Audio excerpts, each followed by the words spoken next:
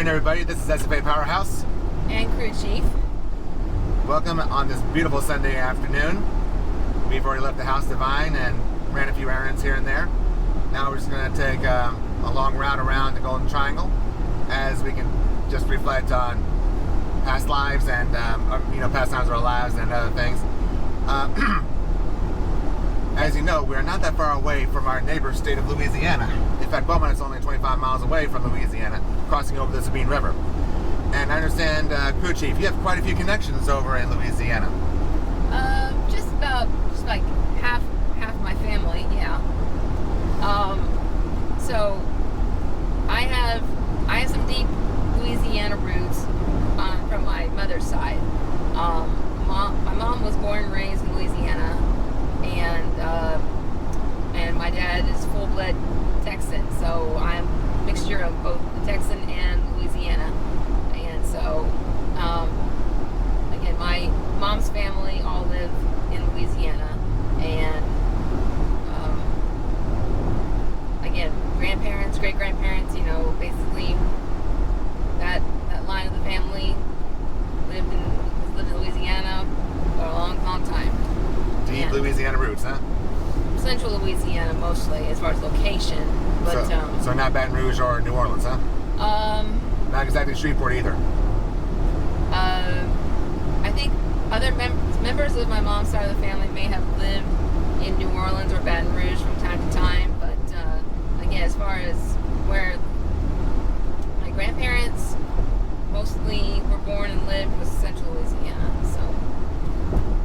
All right. So anyway, I have a little bit of Louisiana in me. It's basically whenever I would go visit my grandparents there, it's like basically it's another home to me. And so I always enjoyed visiting when I was younger and still do today. Well, that's good.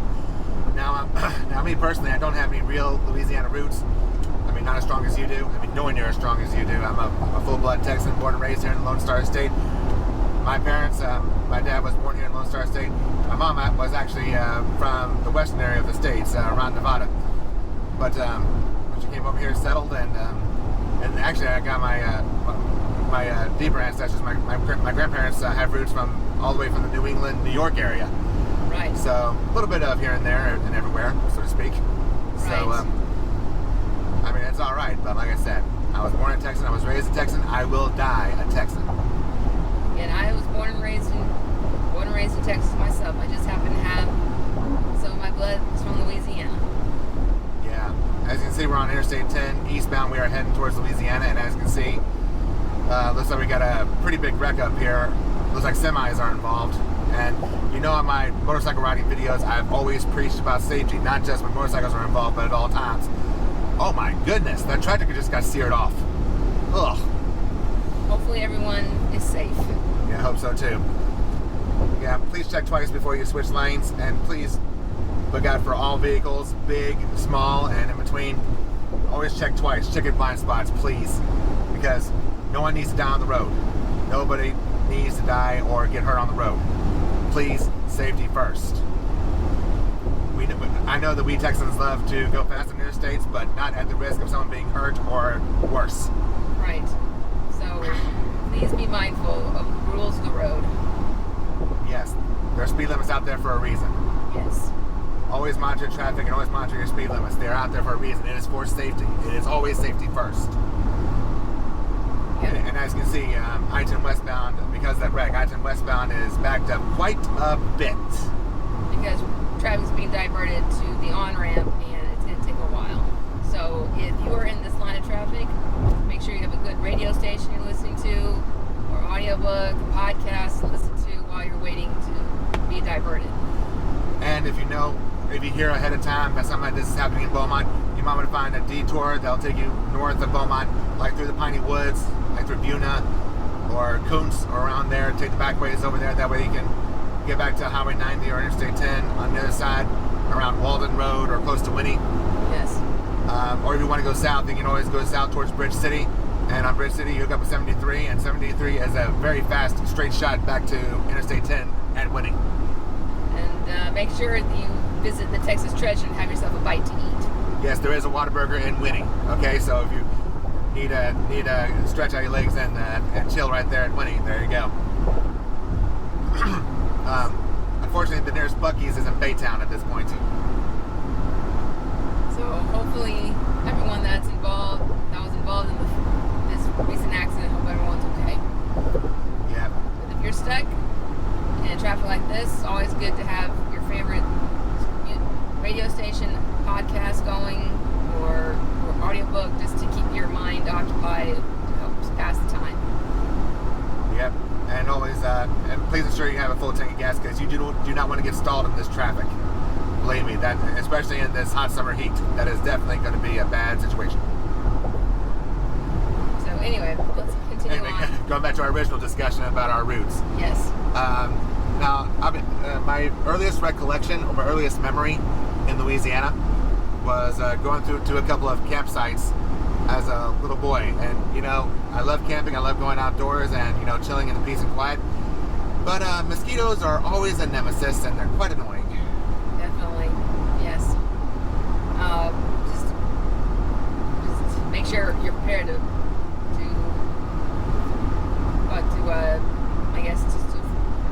avoid any mosquitoes. Sometimes it's unavoidable. Yeah, there's bug nets when you're in a sleeping bag. There's bug nets, but of course, you know you can never go wrong with more and more bug spray. Yeah.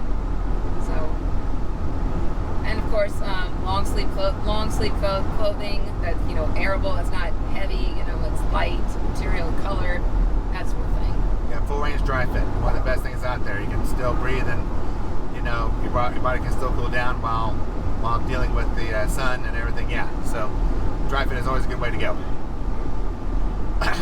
But I think I've been to New Orleans once, maybe twice, and one of them was for one of the I use the term loosely, one of the biggest rituals in Louisiana, Mardi Gras. Okay, yeah, I know it's not a religion or anything like that, but if you go to Louisiana, you might as well call it a ritual. Basically, I know that in Louisiana, days around Mardi Gras, schools are off for that. And most of the time, their spring break doesn't even start till like Easter weekend. But I think I've been to New Orleans a few times. Mostly it was for like family trips. It's been a while. I would like to come back. I would like to go back to New Orleans once again, but things are a little crazy from what I understand. So maybe wait a little bit longer to go. Yep. I would rather go out to Central Louisiana or even to Baton Rouge, if possible. Oh yeah, that was one of the most recent places we visited was Baton Rouge. Saw the state capitol, and also went around Death Valley, which, as you know, is the football stadium for the LSU Tigers. Yes. A few members of my family are LSU alumni. A few of them. Yep. So Louisiana State University football runs deep in your family too, huh? Well, yeah. I mean, no one played for them, but I'm just saying my family members would watch them. Watch the games. Yep. But going back to New Orleans, I'll say one of the main things I do want to see when you and I go back to New Orleans, whenever that may be, whenever that is in the future, I would love to take a visit at the World War II Museum. I have not been there, and I've been really intrigued to go there. Maybe we'll go there soon. Another place I would like to see is go down to the French Quarter and see if I can find those Louisiana musicians, including that clarinet player. I cannot remember her name for the life of me, but she plays one swinging jazz clarinet. She's big on YouTube. Just have to do research because I have no idea. So it's really easy. Find New Orleans clarinet band, and she's the first one that pops up. I just wish I remembered her name, but I'll find out later. Yeah. Anyway, Cajun music is always huge in New Orleans, and I'll be honest with you, the Zydeco Cajun music I love. It's so awesome to hear. It does have a good beat to dance to. Absolutely, and when you hear it all the time in Mardi Gras, man, I'll tell you what, you can't help but get up and dance. Nope. Who dat? No, you think about New Orleans Saints on that. Well, still, isn't that part of Louisiana culture anyway? Well, yeah. I mean, I'm not a big New Orleans Saints fan. Anyway, few of my family members are Saints fans, but you know they have their fans, they have their likes, and I have my likes. So here we are. Yep, everyone's got their own thing. I get it. But I'll tell you, one of my favorite spots to visit is when we go up to Central Louisiana, the Alexandria International Airport. It is one of the prettiest airports that I've ever been to. I don't really fly out of there, but you know, just going there to visit and get some spotting in, man, it was meant for people to go in there and look at the planes. Yes, it was.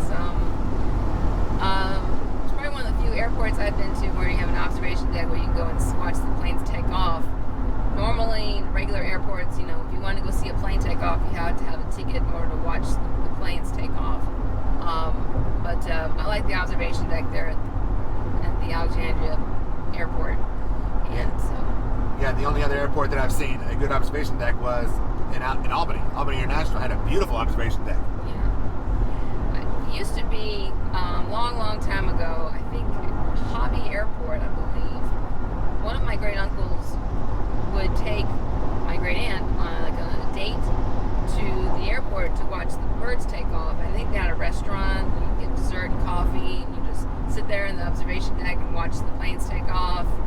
Again, this was a long time ago, and I mean, I wish it was still my case, but things have changed. But anyway, yeah. but apparently they used to take her over to Hobby and go to the observation deck, just watch the planes take off, and you know, we have coffee and dessert, just watch things like that. Yeah, and you know, it's a shame that not many other airports have observation decks like that. That'd be nice, but I think after 9/11, that's way back on the back burner. Although, I mean, airports could, you know, create a observation deck area where just for people to sit and watch, you know, without having to pay for a ticket. But anyway, but I understand the security and everything. So. Well, I get that too, and yeah, you know, all of America's enemies would love every single opportunity to bring us down. So we can't forget that. No, we cannot. And we can't forget 9/11 because, well, Nope. that's one of the reasons we don't have many observation decks around here anymore. No. History tells a lot, people. Yes. Never forget history. Never. Never. Well, I'll tell you what, as we travel along Interstate 10 here, I think we're going to try to clear it up on the westbound side. For now, until they hit. Yeah, for now. But you know, coming down here, it reminds me of a few other adventures that I really do miss. It's been a while since the Axe died. Yes. The Axe, we only had it for a few years. It was an older machine and required a lot of maintenance. And I think that you knew it would require a lot of maintenance, being such an old, very well-worn machine. Yeah, but it's seen a lot of miles. By the time it died, the Axe saw over 100,000 miles. For those of you that do not know, the Axe was the name I gave my motorcycle that you saw on all my motorcycle rides up to this point. Yeah, sadly, it broke down. Everything in the engine fell apart, and it was dead. It was over 25 years old, had over 100,000 miles. It saw its last, and it would be cheaper to buy a new bike than to replace the engine. And so we had to say goodbye to it. Yeah, I think someone from the dealership that we brought your motorcycle to said it's a rarity that a motorcycle would last so many miles for so many years.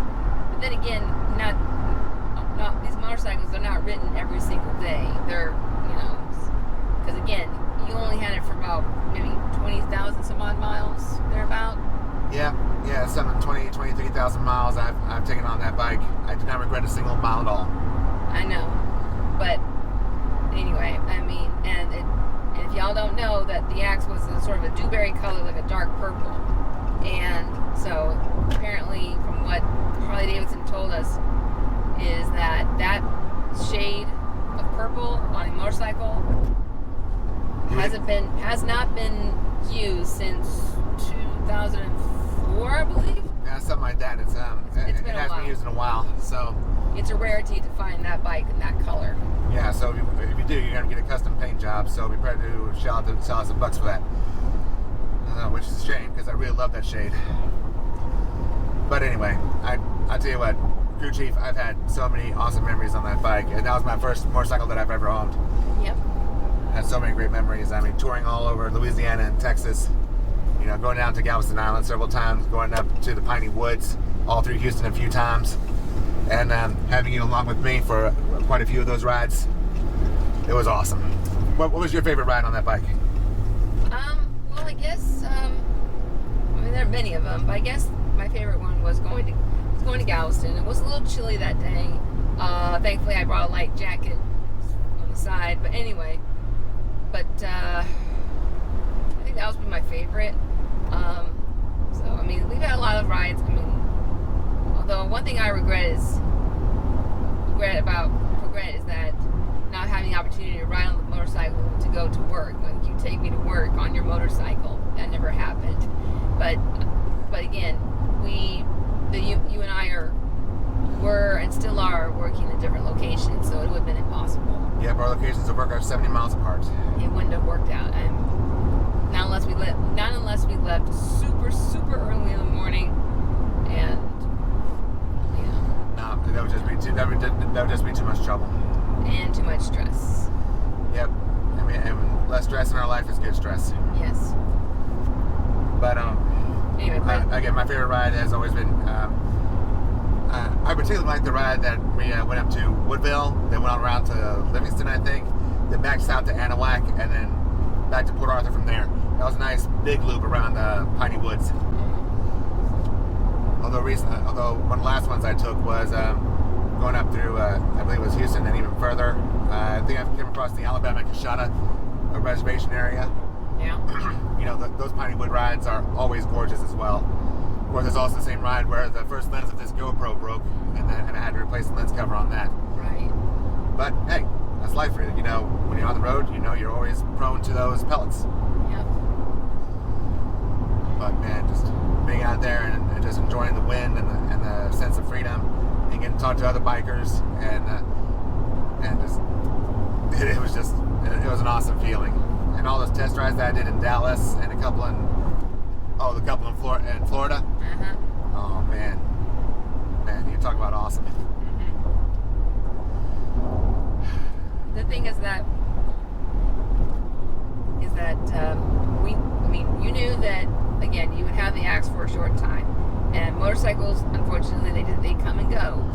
Yeah. But thankfully, regardless of what type of bike you are operating, you still have your license. So, I mean, you are able to operate a motorcycle if necessary, if someone needs you to move a motorcycle or operate a motorcycle that they need to move or whatever.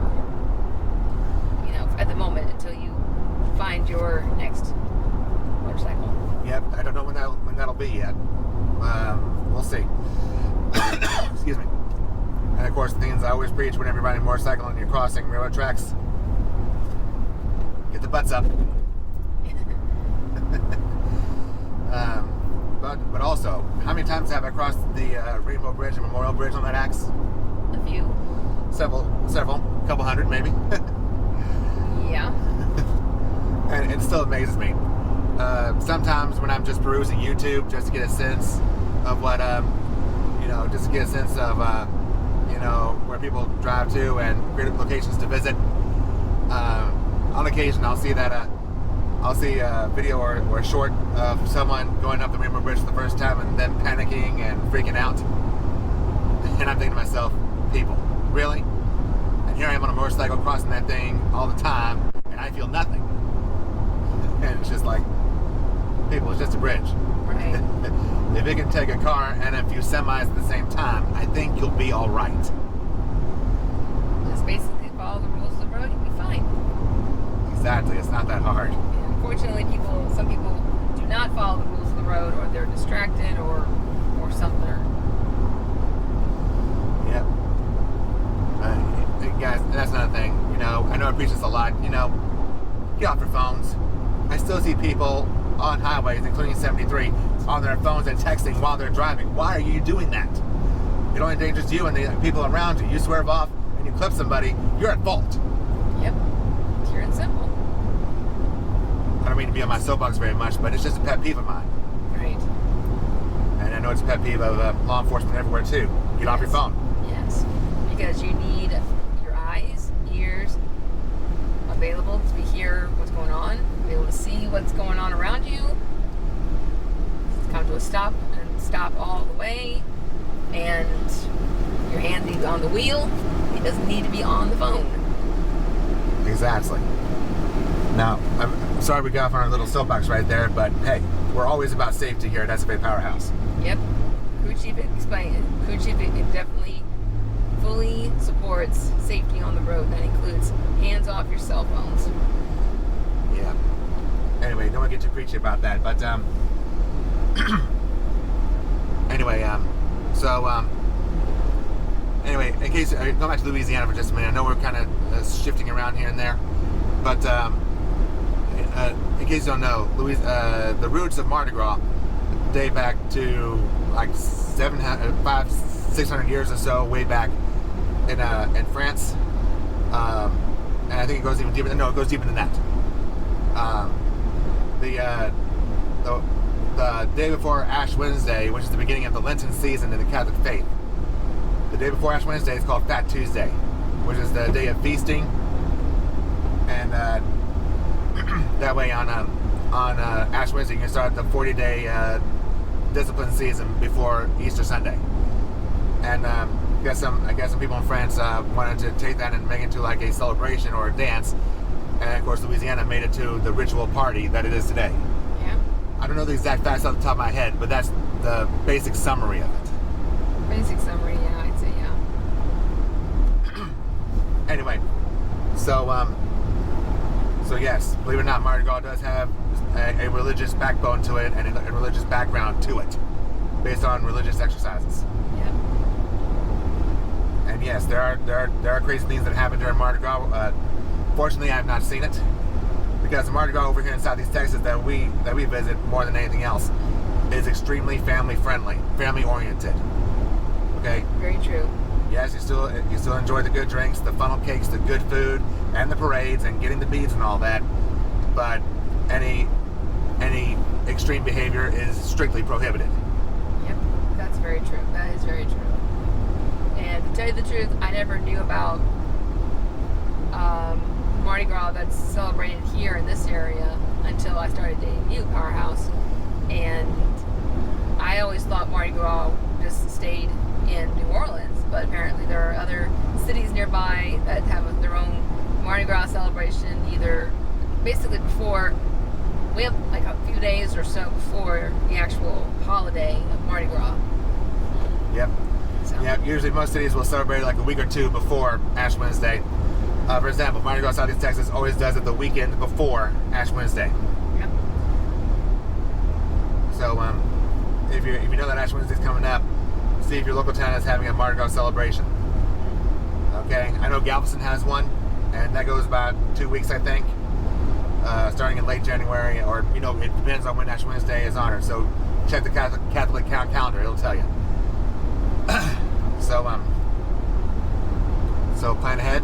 And I've been to Galveston Mardi Gras once. It was a bit rowdy here and there. I mean, not extreme as what I've seen in New Orleans, but it's still pretty rowdy.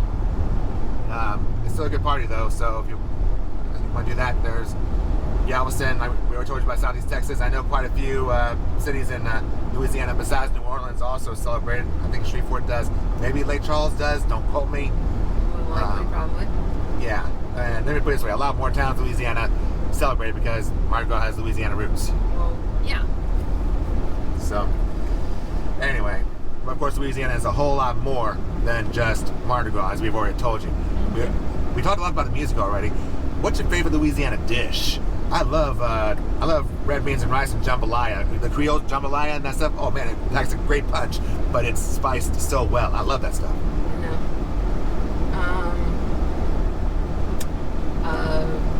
Well, I mean, most of the dishes I had in Louisiana when I was growing up and I would visit my grandparents is I think one meal that I liked was like the way my grandmother in Louisiana cooked the black-eyed peas. The way she cooked them and top topped it off on rice. Oh my goodness, it was a meal unto itself. It was really true. My grandparents made sure that none of their grandchildren ever went hungry. None went hungry. But anyway, I remember a few times when I was much, much younger, we had occasional fried fish there at my grandparents' house, but very, very rarely. I always had chicken. We always, had black eyed peas, like I said, and the rice. So again, I guess I never really ate much jambalaya or red beans and sausage or when I was growing up. I guess it wasn't until later I had red beans and rice. First time I had red beans and rice was actually on a family trip to New Orleans, and I experienced some good jambalaya at my cousin's wedding about over a little over 10 years ago. Well, actually no, I'm sorry. That was it was 10 years ago. So that was pretty good jambalaya, and but again, just I guess the foods I had when I would visit my family in Louisiana was more like just normal standard fun, normal standard things. But the way my grandmother prepared those black eyed peas out of their garden, it was perfection. And they had a pear tree in their backyard, and she canned pears. Oh my God, that was delicious. These pears melt in my mouth. They're so good. I guess maybe it's Louisiana soil. I don't know. So. Hey, if it works, it works. Yeah. You say you like fried fish. Have you ever tried any Creole spiced shrimp? I can't recall. I know that there was a restaurant in Marksville a while back that served New Orleans barbecue shrimp, but again, it was a long time ago. So. All right. Well, here's the deal. Powerhouse doesn't really like seafood that much. I mean, I tried fish. It wasn't my thing, and the smell of shrimp just nauseates me. So that's what makes me so weird. Which is why it's ironic is that I love shrimp. I like fish, and the only time, and the good thing is that I do not think about cooking it at home because Powerhouse, you won't eat it. So I figured, well, if I'm going to have shrimp or fish, it's going to be out for dinner. So in a way, you saved me from having to prepare and cook shrimp. Thank you so much. One less thing to worry about. I mean, my last encounter with shrimp was when I was when my family and I were having a gathering, and I was requested to, even though I didn't like shrimp, they so asked me to cut the heads off and peel off the tails to scale them to get ready for cooking.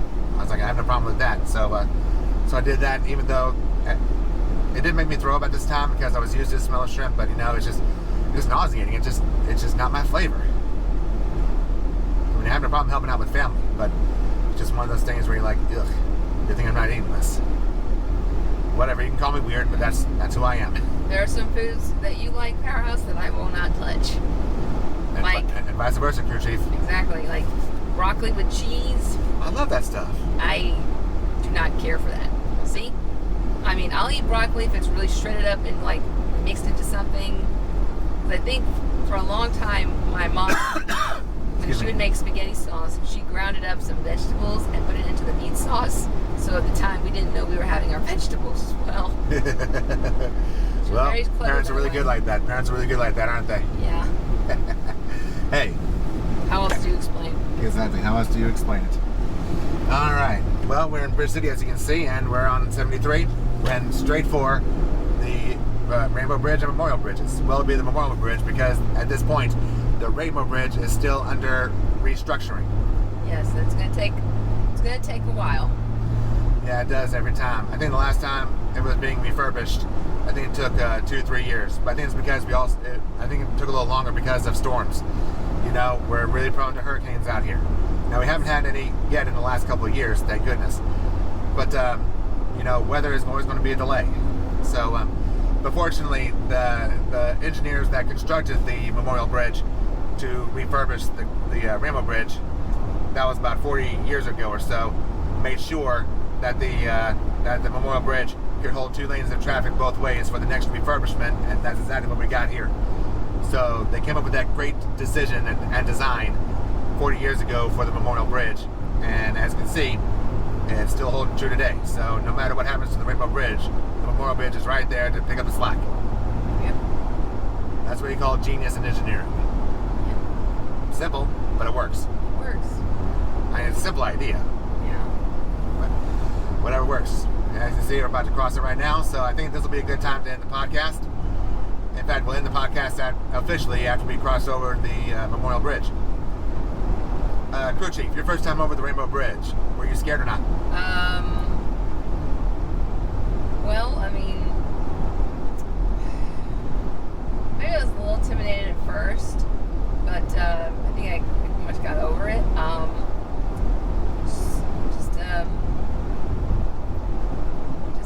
Basically, I just got over it. Just basically focus straight ahead and drive and stay in your lane and be okay. Exactly. And, well, here's the deal. My parents had to take a driving test on the Rainbow Bridge, but bear in mind, that's only one lane each way, because bear in mind, the Rainbow Bridge had traffic at that one point going both ways, one going towards Bridge City, one going towards Port Arthur, and they still had to take a driving test with traffic coming straight at them on the other lane. That was by far a lot more scary. I've never seen that, but I do have memories of seeing that kind of traffic when I was a baby, maybe a 3-year-old or 4-year-old. Wow. Then they opened up the Memorial Bridge, and well, they didn't have to worry about that anymore.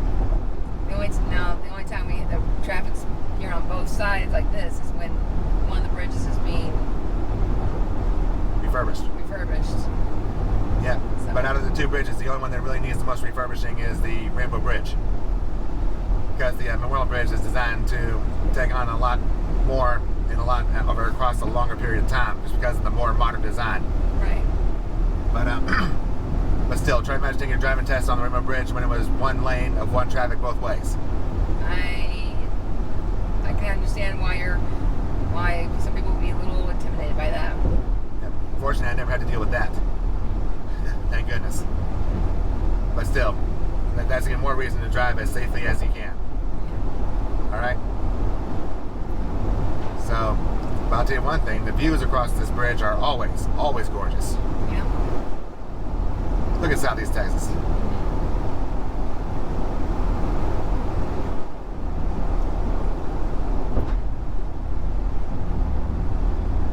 All right. Man, oh man. Even the refinery off to the right there still looks pretty good. Yep. Hey, say all you want about refineries. They do provide a lot of money to the economy here in Southeast Texas. That's Big very money. true. They do make a lot of products that we use today. A lot. And Southeast Texas thrives on the petrochemical industry. Yeah. It was born in the petrochemical industry from a boom town called Spindletop. Yes. And without petroleum products, people would not have had oil lamps, to keep their lights going, things like that. Back in the day. And now Yeah. a lot of everyday materials are being made thanks to petrochemicals as well. And for any kind of machinery, you use lubrication to keep it going. Otherwise, it's not going to be a pretty picture. Yep. All right. Well, this has been a really excellent podcast, don't you think, Crew Chief? I'd say so. So, shall we? Well, we will adjourn this one. Thank you, everybody, for joining us here today. This is SFAPowerhouse, wishing all of you very well.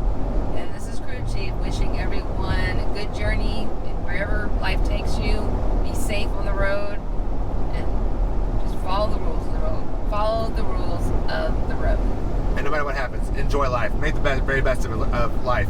Take care. God bless you all, and enjoy the ride. See you next time.